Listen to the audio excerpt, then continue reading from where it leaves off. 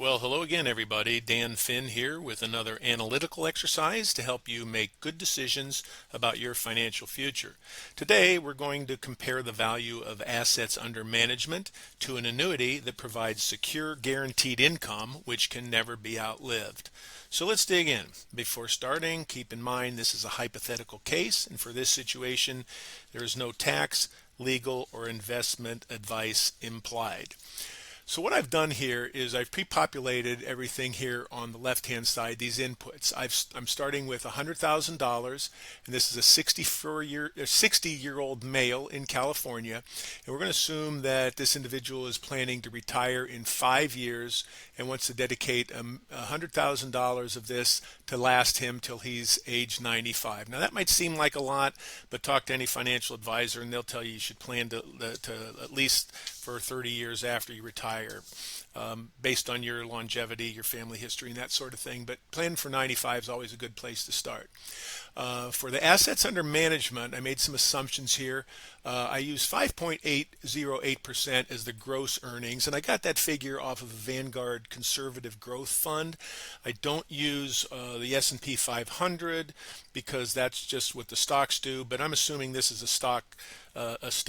bond mix, and that's something that a conservative growth fund at Vanguard would do. And that 10-year history is about 5.08%. So I'm also going to assume that there's the financial advisor that you're working with charges 1.25% of expenses.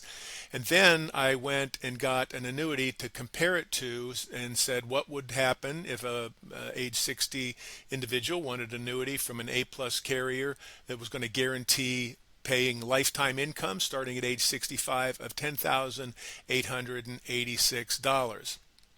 And these are all the inputs that we've got. So let's hit the solve button and see what happens. Back over here on the right hand side now, we'll stick with the annuity. Again, that 10,886 is going to last till 80, 85, 90, 95, 100. That's going to keep paying as long as this individual's alive. For comparison purposes, if you took $100,000 using these assumptions and you started drawing the money out at age 65, it would only last until age 77. So they've only got about 12 years where that's going to last, and then they're not going to have any more money. Looked at another way, what if they said, well, I absolutely have to make sure that this lasts 30 years. How much can I take then if I can't get the full 10,886? And that answer is 64.69, so significantly less, 40% less than you'd get from the annuity. The break-even point here is 8.54%. Now let's go ahead just to change some of these assumptions here. Let's say that you happen to have a great financial advisor who's got a better history of this, and maybe they can show you a 7% return, and maybe instead of charging you 1.25%, maybe you're only paying 1%. What happens if we change those assumptions? Hit the button, and we still is better, but you still run out of money about 10 years earlier than you do with the annuity. Or looked at another way, you're going to get about $1,800 a month less than you do from the other option.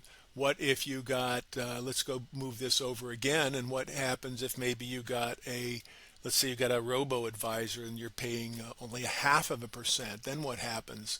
Well, better yet, you're still going to only last about 6 years less, or you need to do a little bit better. You're going to get less money per month or per year. So with all of that, I hope that was very quick, I realize, but if you have a situation, you like this tool and you want to kind of look at it in a little bit more detail and you found this exercise helpful, please schedule a call or video conference with me to discuss your own personal situation. No obligation. Always happy to take the time that you need to help you make smart decisions about your financial future. That's it. Thanks again for checking in, the opportunity to be of service, and hope you all have a great day. Thank you.